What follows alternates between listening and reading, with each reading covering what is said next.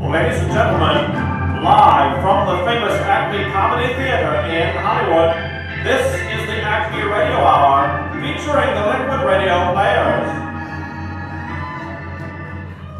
And now, please kindly welcome to the stage, Brian St. Breiter.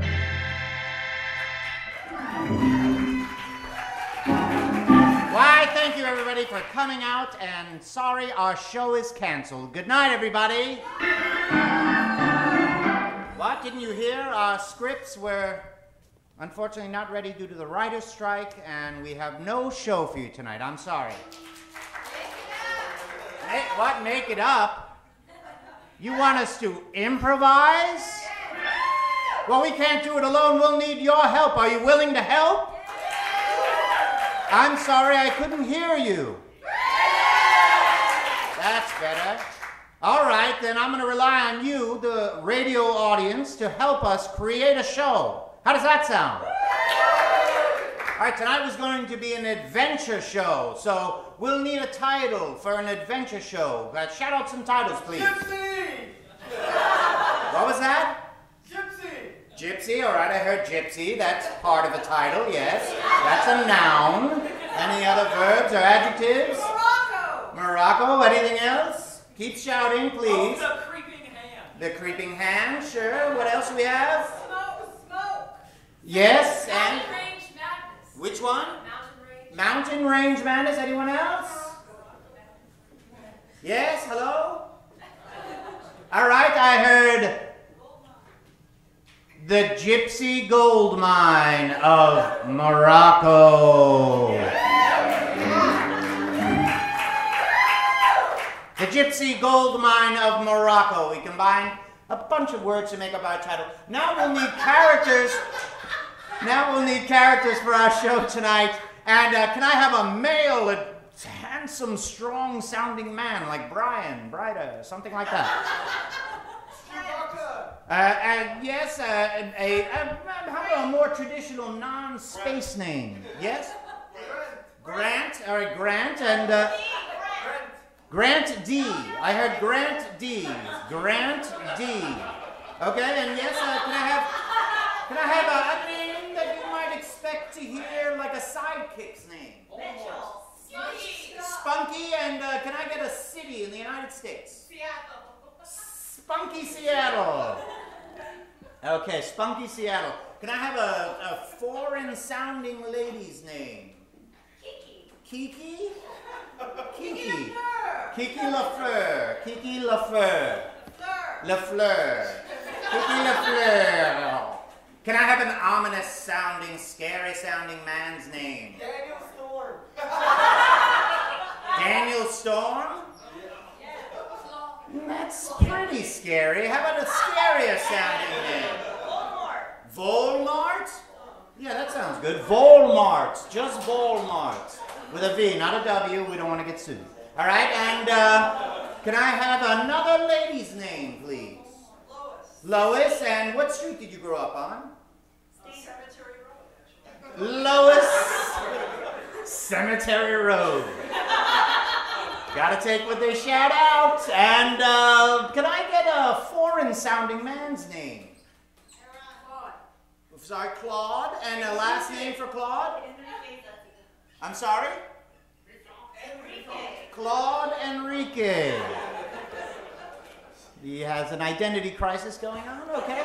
Now, we need sponsors for this show. 1940s sponsors. Things that you might find in a kitchen in 1940s is? Toaster. A toaster. And, I'm sorry, a General Electric toaster. Okay, there we go. General Electric toasters. And now, can I have something you might find in your grandmother's closet? Twine. Twine. And what was your grandmother's name, sir? Geraldine Dees. Geraldine's Twine. And a service that you might expect in the 1940s, like milk delivery or laundry service, yes? Diaper service? How about, we'll have a combination laundry diaper service. And what street did you grow up on? North? North. All right, North Street's laundry and diaper service. North Street's laundry and diaper service. All right, ladies and gentlemen, tonight is the Gypsy Gold Mine of Morocco. Starring the Liquid Radio Players!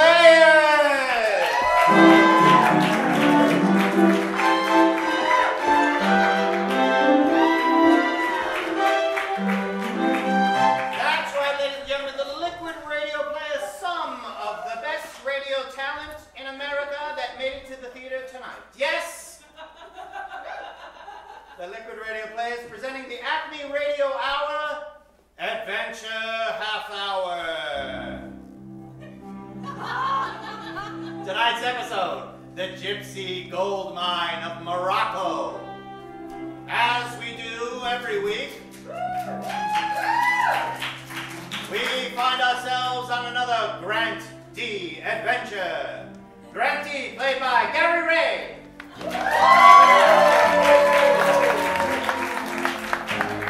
Yes, Grant D is 6'2", thick black hair, and a thick mustache, and an intellect and strength to match any man. Yes, he was an adventurer, and the ladies loved him. They loved him so much, they often fell under his spell and did whatever he asked within reason. And when he wasn't working as a professor at the nearby university, he was traveling the world in search of, say it with me, adventure! Granty! And of course, he wouldn't be Grantee without his trusty sidekick, Spunky Seattle, played by Dan Billet.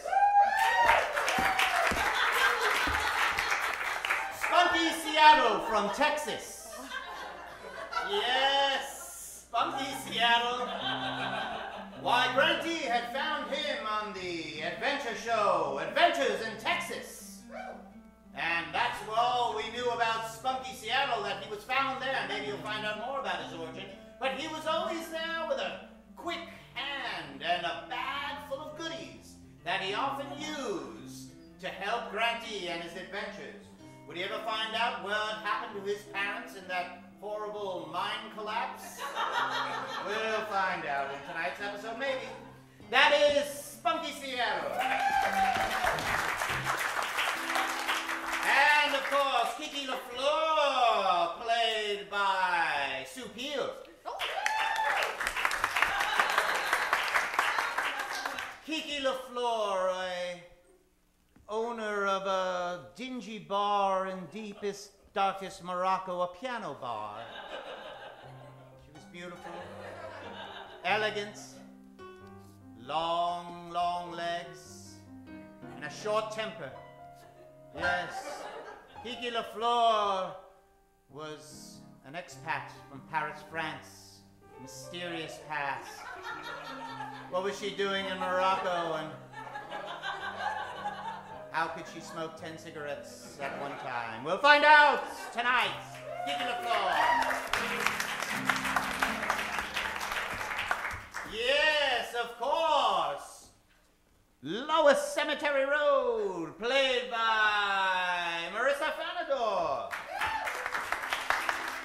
Is that Louise or Lois? Yes, Louise. Louise Cemetery Road. Yes, Louise Cemetery Road. Her father was a rich industrialist who had been building in Morocco, building gold mines, that is, until he was mysteriously murdered, leaving her the head of a fortune that she knew nothing about. Innocent, young, impressionable, lonely, and in danger. Danger! Louise Cemetery Road. And of course, Volmart, played by Brian Giovanni. Volmart, a hulking mass. A man whose face no one would dare look at, for it was so horribly disfigured. A man who couldn't possibly have feelings, could he? Scary, yes. The butt of many jokes, of course. Dangerous, we'll find out. Volmart!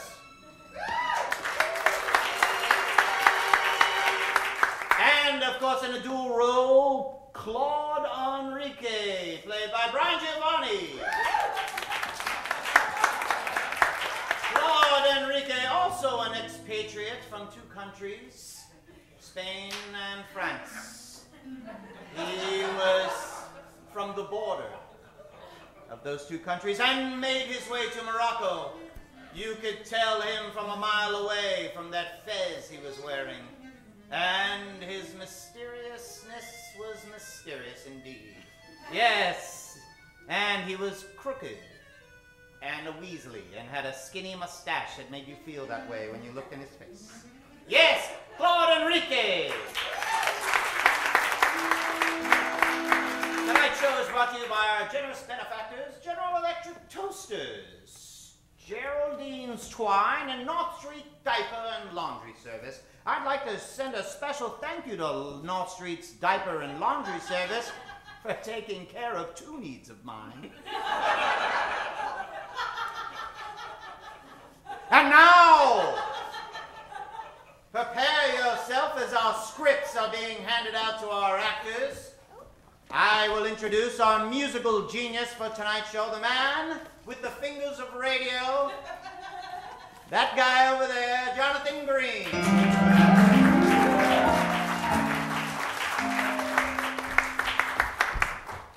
Now, ladies and gentlemen, I'd like to indulge you by indulging me with your imagination.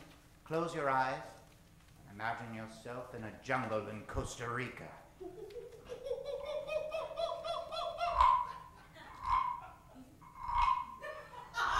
Careful, one more step and you'll step in that rattlesnake's nest. Quick, let me pull out my gun and shoot it. That's right. I got it. No, that's not a real rattlesnake. That's Paul Hungerford, our FOLEY sound effects artist. What's that? What's that, Mr. Hungerford? You've just given me the signal. We're on the air in 3, 2.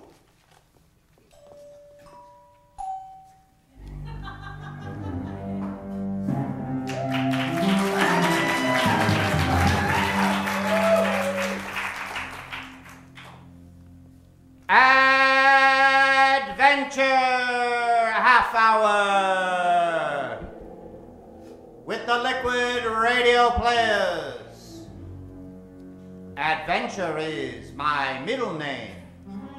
Last week's adventure had Grant D and Spunky Seattle in deepest, darkest Africa, and the Serengeti as they battled the Yobuku tribe. We find them at the end of last week's adventure, as they had just escaped a scalding cauldron of oil and had escaped sure death. Gee, Professor D, I'm so glad that cauldron has thudded on the ground so hard behind us and left us alone. Yes, we're not even singed at all. Look, my cuffs are dry. Yes, they had saved another mysterious antiquity and were getting ready to bring it back to the United States Museum of Natural Sciences and Things. Here it is. Here it is, my young Lone Star pal. The belt of McNob. The belt of McNob. Oh, people have searched for this for centuries. And then you found it, Professor D. You and me, the D Squad. That's right, Spunky. Spunky, my old spunk. I tell you, we have some adventures, don't we, young man? Oh, we certainly do. Oh. Yes, they had some adventures, but Granty wasn't telling Spunky Seattle something. They weren't going to make it back in time for the Howdy Doody Radio Marathon. No, they had to trek north throughout Africa into Morocco for an adventure involving a poor woman whose husband, her father, had been murdered. We're going to be taking a slight detour. What? Ah, don't worry about it, Spunk, old boy. I want to show you some new sights. How do you do, D? It's all right. We can record it on one of our wax cylinders at home. I'll send a telegram to Miggs, the butler, and have him set that up for you. And just at that moment, he pulled out a newspaper. today's newspaper, which had a headline, The Moroccan Sun, that said the following. He read it aloud. There's been an explosion. Hundreds, maybe thousands injured. Look at this. Blast over the Casbah. Whoa! Yes. That must have really rocked the Casbah.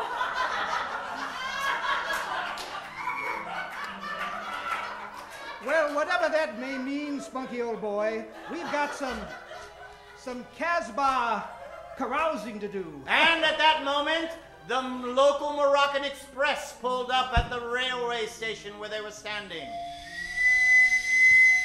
Grab those bags, Spunky. Let's get to our compartment. I'm on my way. And as they got onto the train, we make our way through the train, past the dinner cart, through the lunch cart, into the passenger area. Oh, this is so lovely. Where one man wearing a fez and smoking a cigarette was giggling at the funny papers that he was reading to himself.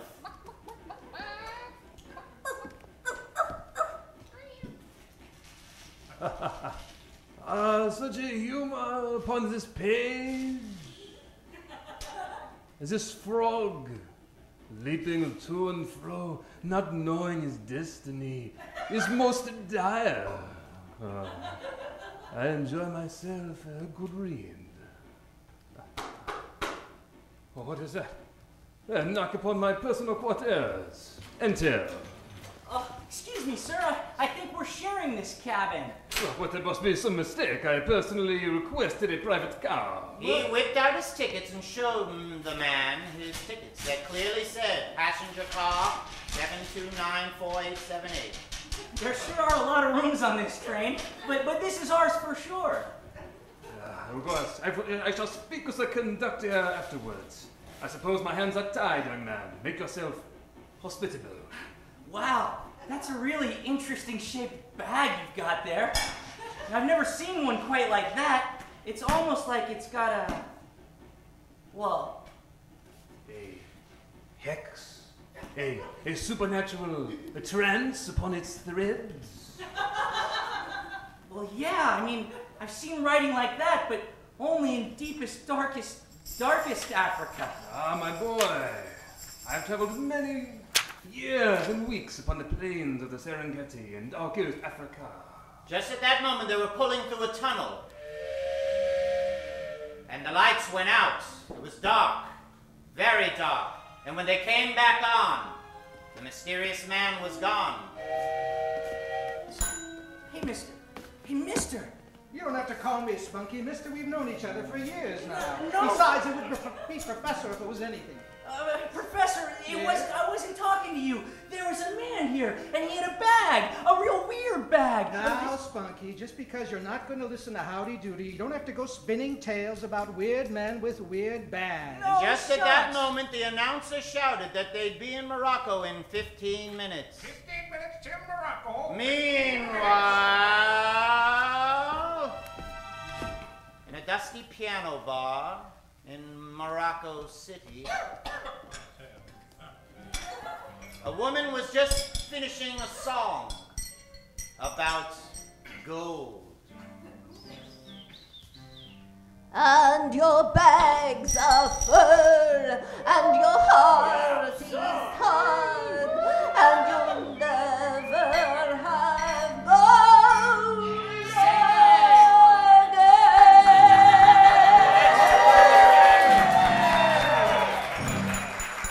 Shut up! I love you. And with that, she leapt behind the bar and took the order of a poor sobbing girl. Whiskey for the house.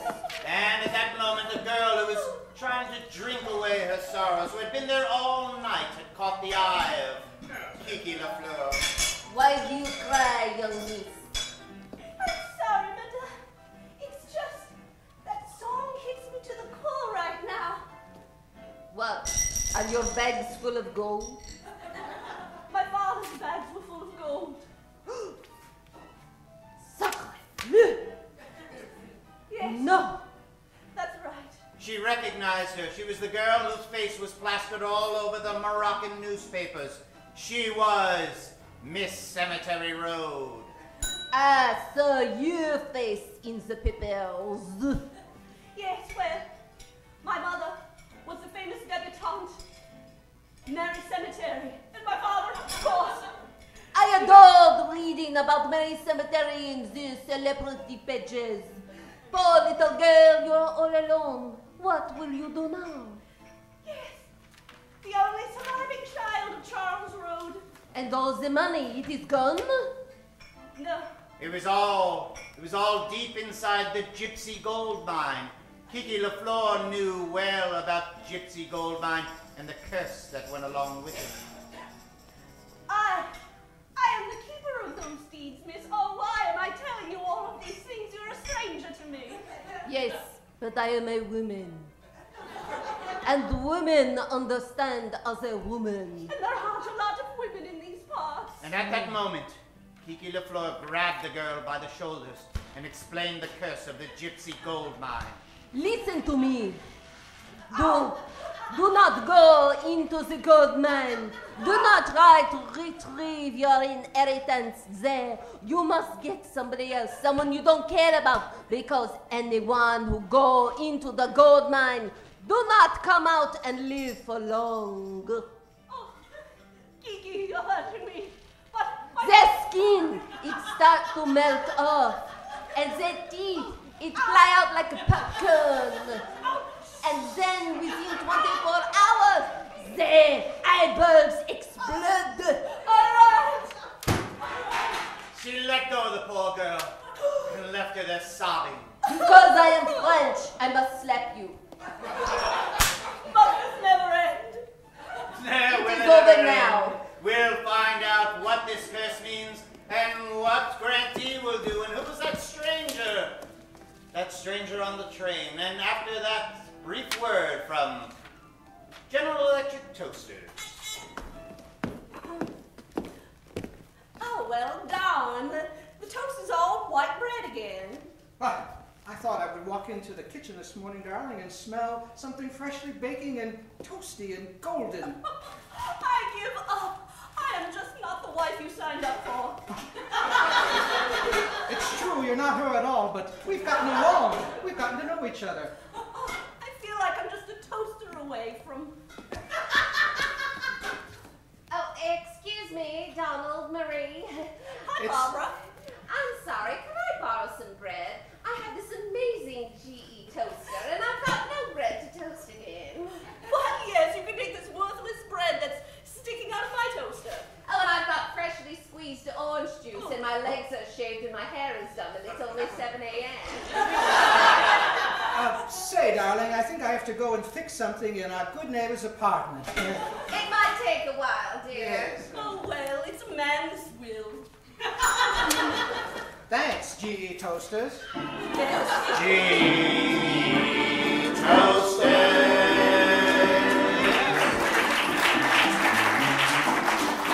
Yes, G Toasters. Want to make a wow in the neighborhood? Get a G Toaster. You'll have your neighbors calling. G Toasters. Now back to the Gypsy Gold Mine of Morocco. At the club where a young girl had just been manhandled by a woman, she learned of a Gypsy Gold Mine curse. What was she to do? Go in herself or send an unwilling, unsuspecting person in her place? She was torn and wandering the streets just outside the train station where it pulled up, and two people were getting off the train with their bags to see the poor girl crying. Boy, these are a lot of bags, Professor. Could you help me with just one of them? Hush 1 second, Spunky. Do you hear female-type sobbing? I heard snorting. Well, give it a listen. Now, isn't that the shadow of a hunched-over young girl over there in the corner? Oh, boy, it sure is. Go check and see what's wrong, Professor. I'm sure you can help her. We'll go together. It's time you learned about women folk. Oh. Say, miss, are you all right? Forgive me, sir. I'm crying in public. Well, it's no shame as long as those are not crocodile tears. I've got some snail shells in my pocket, if that'll help. Oh, aren't you adorable? What seems to be the trouble, miss? We're adventurers. We can help. Adventurous, you say? Yes.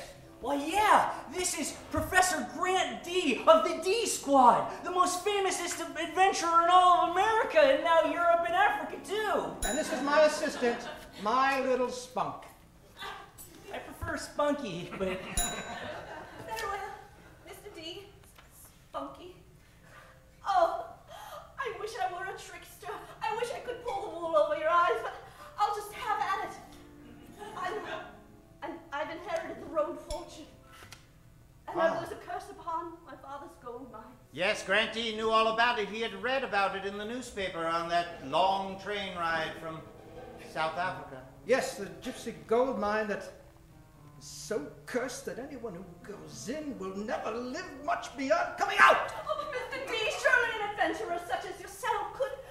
Oh, I can't even ask such a thing. No, there must be a way. I can consult my professorial books. Spunky can do some research down at the Morocco Library. Absolutely. And with that, Spunky ran off to the library.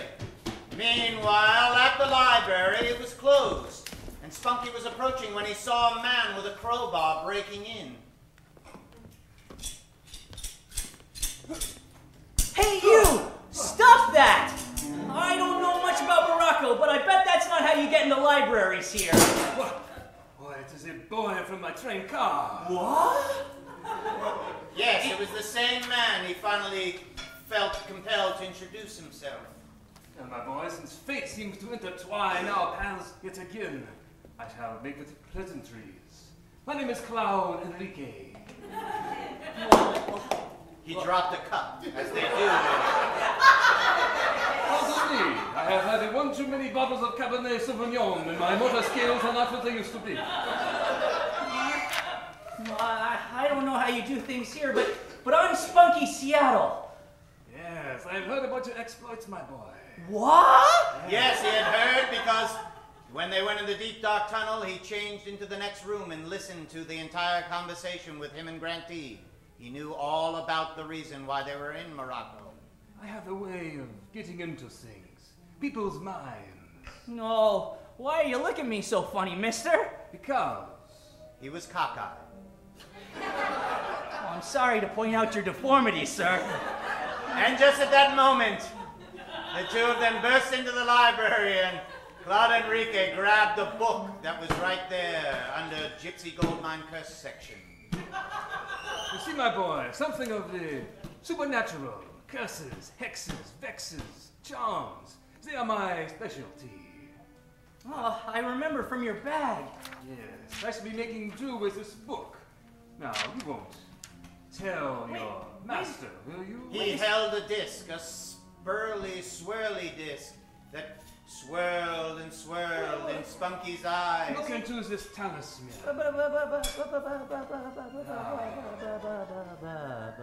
You are now under my control. Everything I do and say you shall regard as tantamount to perfection. You are now my ward, my protege. And with your trusty sleuthing skills, I shall find my way into that cursed mine. Without suffering the brunt of the curse itself. And What was this? Would Claude Enrique sacrifice that poor boy full of spunk? In an effort to steal the gold? Of course he would. He was evil. Meanwhile, in the bar, Grant D was going over the details with the young Miss Cemetery Road when Kiki LaFleur approached the handsome man and tried her feminine wiles on him. Why, she wanted a piece of that gold too.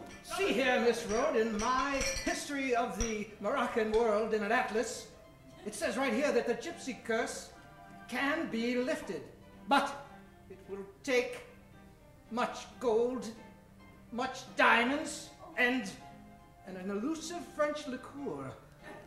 Well, I have gold. And diamonds are at your disposal, Mr. D. Hello. Do you mean this liquor? What's it? She pulled out a dusty bottle and corked it and poured a small thimbleful and handed it to Grantee. You want to drink it very slowly, even though it is as small as a symbol. My grandmother was a gypsy. I have gypsy blood in me. And yes, it will cost you many diamonds and many gold. Yes, whoever drank this liquor had exactly 1 minute to get into the gold mine without suffering its curse, go in and get what was needed out of there in order to reverse it permanently. Run quickly. Do not get hypnotized by all of the treasures. I'll do it because it's an adventure. And with that, they got their various items together and planned to meet in the morning at the mouth of the mine. And while I'm thinking of the mouth of the mine, I'm thinking of one thing only: North Street's diaper and laundry service.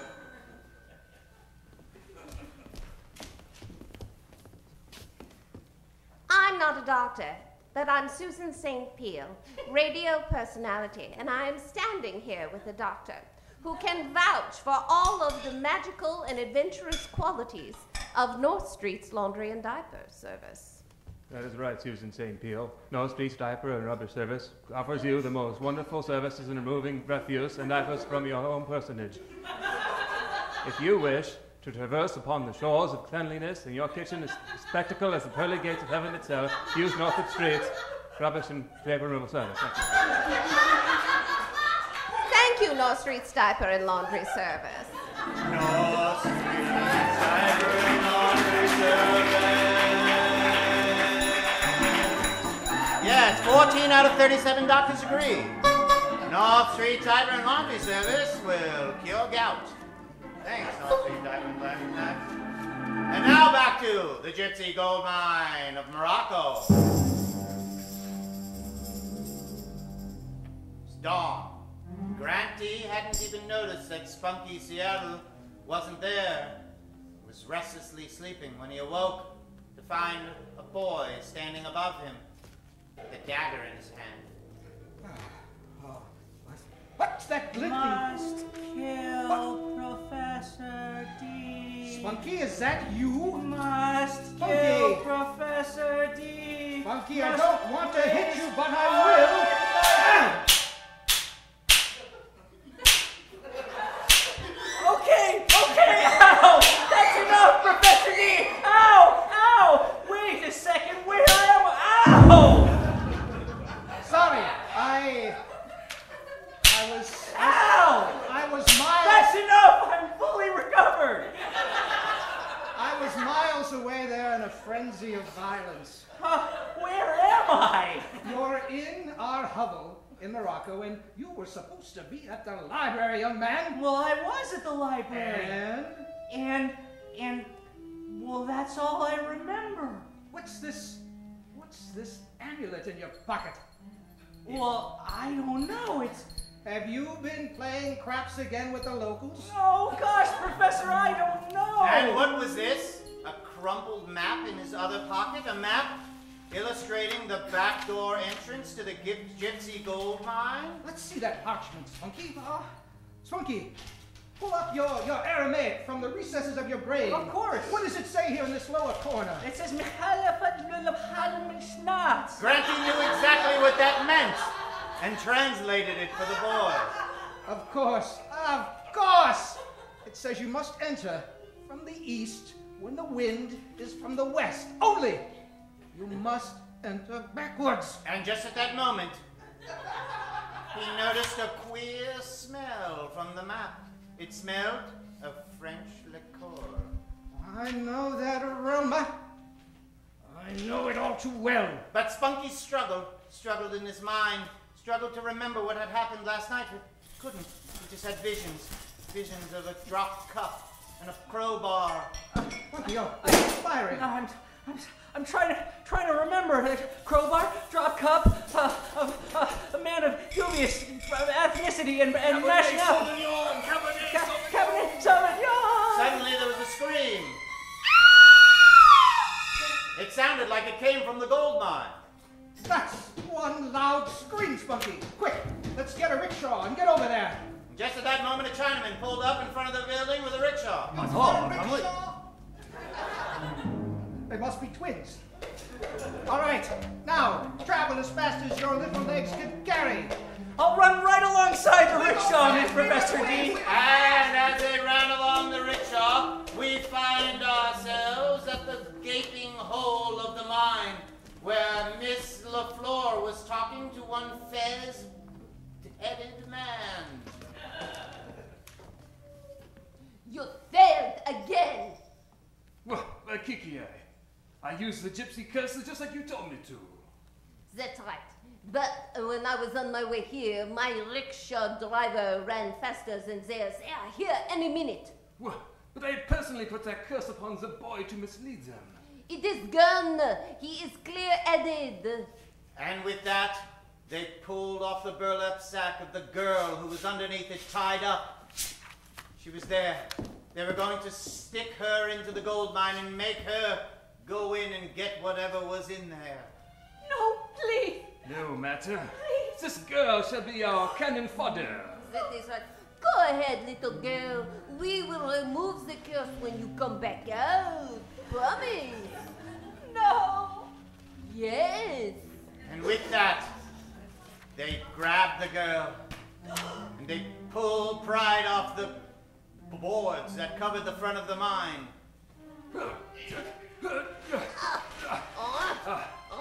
There it is. And they handed her a torch. Oh. Now go! Oh. She walked in, alone, in the dark, brushing away cobwebs. Oh. A bat flew by her face.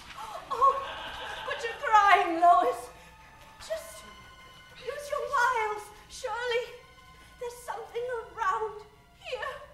She was walking when she heard heavy breathing. Oh, I'm not alone. Heavy, misshapen breathing.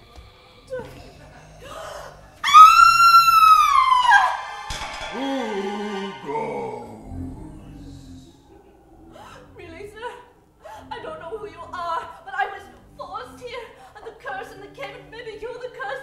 Oh, please, I mean you no harm. She held up the torch close enough to its face and saw the misshapen monster, Volmert.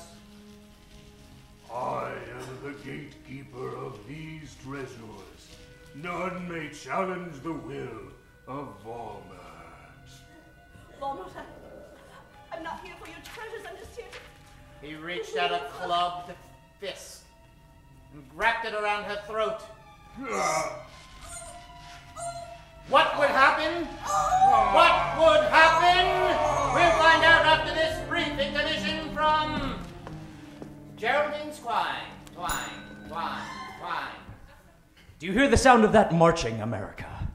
Marching growing ever louder. That's right, America, that's the sound of freedom. Marching into Europe to defeat the Nazis.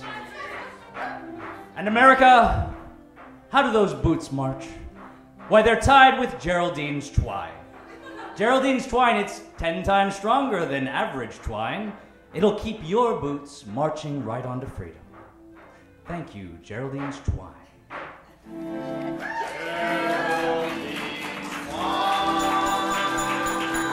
That's right, Geraldine's Twine is no match for the Nazis or Tojo. That's right, those boys have no laces in their boots. Why? Because Geraldine's Twine is twice as good. And that's why our American boys will march into Berlin soon. That's right, Geraldine's Twine. Where we left off, the hulking beast was choking the life out of a young girl. Meanwhile, in the back door of the cave, the east side where the west wind blows, one Grantee and Spunky boy were there with a bottle of liqueur, both of them getting ready to take a swig. Now, let me tell you something about alcohol, Spunky. It's not a plaything. This is business. All right? Professor D, I'm so scared. Remember, my parents were killed in a mine crash, and Now, I know, Spunky. Now, look into my eyes. Yeah? The only way you're going to overcome this fear is to risk dying in a mine yourself. And getting drunk on cheap French liqueur. He poured a big glass for both of them. Oh, that's smooth. Yes. That left them 1 minute to get into the mine without succumbing to the curse. And just at that moment, they heard the gentle gasps of a woman being choked to death. Spunky, that's the gasp of that young woman, Cemetery Road. Hold on, let me pull into my bag of tricks and I'll pull out my directional ear horn. It'll tell us exactly where to go. They followed the sounds, following the sounds until they found Volmert in the embrace of the woman who was relaxing the poor beast and whispering in his ear. Yeah, there now. Everything's all right. Volmert just wanted friend. Then the legend is true. He exists. I've read about him in many a dusty tome. You know of Volmert?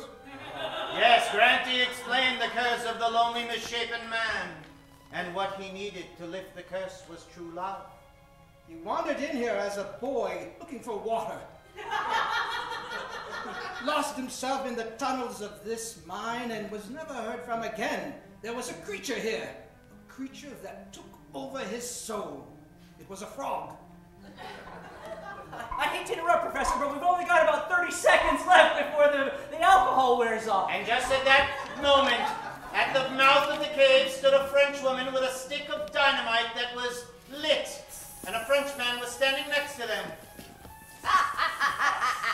This shall be their just reward, yes? I don't think you cannot run fast enough. And when this baby blows, we are going to be catching gold from the sky. Spunky, your bag of tricks. Of course!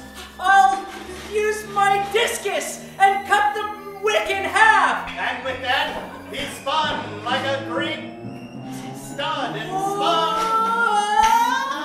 The discus traveled through the air, slicing off the heads of the two people. I missed the wick!